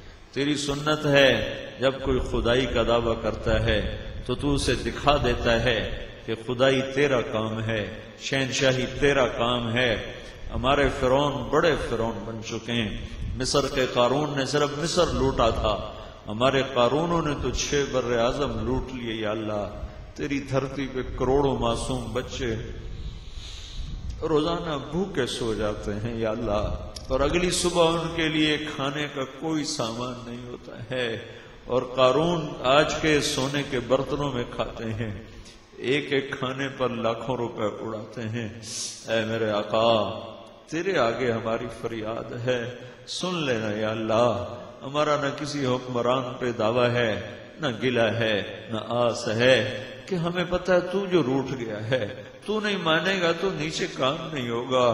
تو مان جانا یا اللہ، تو مان جانا یا اللہ، تو مان جانا یا اللہ۔ اپنے محبوب کے آنسوں کے تو فعل مان جا۔ ہماری جھولی میں کوئی عمل ہوتا، ہم تجھے اس کا واسطہ دے کے مانگ۔ ہماری تو جھولی خالی نہیں ہے، پھٹی ہوئی ہے میرے مولا۔ ہم وہ فقیر ہیں جس کا کشکول بھی ٹوٹا، جس کی جھولی بھی پھٹی، جس کا دامن بھی تار تار۔ بس تیری رحمت کی آس ہے، تیرے حبیب کے آنسوؤں کی آس ہے، اور ہمارے پاس کچھ نہیں ہے۔ تیری دھرتی فرعونوں نے تنگ کر دی ہے، قارونوں نے مال سمیٹ لیے ہیں، شدادوں نے ظلم و ستم کی آگ لگا دی ہے۔ آج کے فرعون کہتے ہیں تمہارا اللہ کدھر ہے، بلاؤ اسے۔ ہم تجھے بلانے کے لیے آتے ہیں یا اللہ، تو آجا، اپنی قدرت کو دکھا دے، اپنی طاقت کو دکھا دے، اپنی کبریائی کو دکھا دے کہ آج بھی تیرا ہی راج ہے، تیرا ہی حکم چلتا ہے۔ ان گناہوں کی وجہ سے تو روٹھ گیا اور ہمارا نصیب ڈوب گیا، ہمارے وہ گناہ معاف کر دے یا اللہ۔ ہم تیرے آگے فریاد کرتے ہیں، تو نے ہمیں ایسوں کے حوالے کر دیا ہے جو ہمیں بیچ کے کھا رہے ہیں، ہمارے مول لگا رہے ہیں، بھیڑ بکریوں کی طرح ہمارے سودے کرتے ہیں، اپنی چوپڑی روٹی کے لیے، اپنی لذتوں کے لیے۔ میرے مولا، انہوں نے تیرے محبوب کی امت کے گھر اجاڑ دیے، غریبوں کے چولہے بجھا دیے، غریبوں کی بچیوں سے چنیاں اتار لی، ان کے گھر بلڈوز کر دیے۔ اے کریم آقا، تو سن یا اللہ، دنیا کے بادشاہوں کو تو سنایا بھی کبھی نہیں، تجھے سناتے ہیں یا اللہ۔ اپنے حبیب کے رات کے آنسوؤں کے طفیل، طائف میں کھائے ہوئے پتھر اور بہے ہوئے خون کے صدقے میں، اور احد میں بکھرے ہوئے خون اور ٹوٹے ہوئے دانت کے صدقے میں یا اللہ، مہربانی کر دینا یا اللہ۔ تو اب فیصلہ بدل دینا، اپنے غصے کے فیصلے واپس لے لینا یا اللہ، فیصلے واپس لے لینا، اپنے رحم و کرم کے فیصلے اتار دے یا اللہ، اپنے فضل و احسان کے فیصلے اتار دے یا اللہ۔ بے بس ہو گئے ہیں یا اللہ، تجھ سے ڈرنے والے بندے، تیرے دیانتدار بندے میرے مولا، وہ پس رہے ہیں، سرمے کی طرح پس رہے ہیں، تیرے نافرمان، بددیانت، ظالم فرعون صفت، وہ دندناتے پھر رہے ہیں، تو نے ان کی رسی لمبی کر دی۔ تیرا ہر فیصلہ حق ہے، پر ہم جو کم ظرف ہیں، ہم سے جو برداشت نہیں ہوتا، ہم سے جو سہا نہیں جاتا، ہم تیری منت کرتے ہیں، اس دراز رسی کو لپیٹ دے اب، اس دراز رسی کو لپیٹ دے اب، اس دراز رسی کو لپیٹ دے اب اپنی قدرت کو ظاہر فرما، اپنی قدرت کو ظاہر فرما، اپنی قدرت کو ظاہر فرما، کن فیکون کی طاقت کا اظہار فرما، کن فیکون کی طاقت کا اظہار فرما، کن فیکون کی طاقت کا اظہار فرما، ہمیں ایسوں کے حوالے نہ فرما جو ہماری عزتیں نیلام کر گئے، ہماری دنیا بیچ گئے، ہمارا دین بیچ گئے، ہمیں ایسے پتھروں کے حوالے نہ فرما۔ ہمیں کوئی ابو بکر جیسا دے جو تڑپ کے اٹھے کہ دین مٹے اور میں زندہ ہوں، کوئی عمر جیسا دے جو راتوں کو اٹھ کے بھی پھرے اور دن میں بھی بیٹھ کے آنسو بہائے کہ دجلہ کے کنارے کتا بھی پیاسا مرا تو پوچھا عمر جائے گا۔ ہمیں کوئی عمر جیسے عطا فرما جن کی برکت سے تو نے دھرتی کو عدد سے بھر دیا تھا۔ ہمیں کوئی عثمان جیسا عطا فرما جو حیا کی چادر پہنا دے۔ آج کے باطل نے ہماری بیٹیوں کو ننگا کر دیا ہے، ہماری مسلمان عورت کپڑوں سے باہر آ رہی ہے۔ اے کریم مولا کوئی عثمان جیسا دے دے جو سب کو حیا کی چادر پہنا دے، اندھیرے چھائے ہوئے ہیں جہالت کے، کوئی علی جیسا دے جو علم کے چراغ روشن کر دے اور ہدایت کی ہوا کے چلنے کا سبب بن جائے۔ ان سارے بھائیوں کو قبول فرما، ان افسران ماتحتان کو قبول فرما، یہ جس جس شعبے میں ہیں انہیں اپنے شعبے میں عزت عطا فرما، ترقی عطا فرما، انہیں ظلم و ستم سے بچا، انہیں جھکنے دبنے سے بچا، انہیں ہر قسم کی زیادتی کے پریشر کے سامنے تو سد سکندری بنا، آگے پیچھے دائیں بائیں اوپر نیچے سے ان کی حفاظت فرما، ان کی اولادوں کی نسلوں کی حفاظت فرما۔ یا اللہ جو ہم میں ایمان پہ آگے چلے گئے ان کے درجے بلند فرما، جو ہم زندہ ہیں ہمارے جب خاتمے کا وقت ہو تو ایمان پہ خاتمہ نصیب فرما، پورے ملک میں امن و امان کی فضا قائم فرما۔ یہ دہشت گردی، یہ قتل و غارت، یہ خون کا بہنا یا اللہ کرم کر دے، کرم کر دے۔ جس گناہ کی وجہ سے یہ پکڑائی ہوئی ہے وہ گناہ معاف کر دے یا اللہ۔ ہمیں انہوں نے بے بس کر دیا، تو بے بس نہیں ہے، ہم لاچار ہیں، تو لاچار نہیں ہے، تو چارہ گر ہے، ہم لاچار ہیں، تو چارہ گر ہے، ہم لاچار ہیں۔ وہ بڑھیا نے تجھے کہا تھا میں تو کوئی نہیں تھی، تو تھا، تو کہاں چلا گیا تھا؟ ہم تیری منت کرتے ہیں، یہ ہمارے خون کی ہولی کھیلنے والے ہماری طاقت سے تو باہر ہیں پر تیری طاقت سے تو باہر نہیں ہے۔ ہم تو بے بس عاجز ہیں، تو عاجز نہیں ہے۔ ہم تو موجود نہیں پر تو ہر جگہ موجود ہے یا اللہ۔ اپنی قدرت کن کو ظاہر فرما اور ان یا اللہ فتنہ پھیلانے والوں کو تو عبرت کا نشان بنا دے اور ہمیں نیک لوگوں کے حوالے فرما، ہمیں بددیانت اور ظالم اور خائن لوگوں کے تسلط سے آزادی عطا فرما۔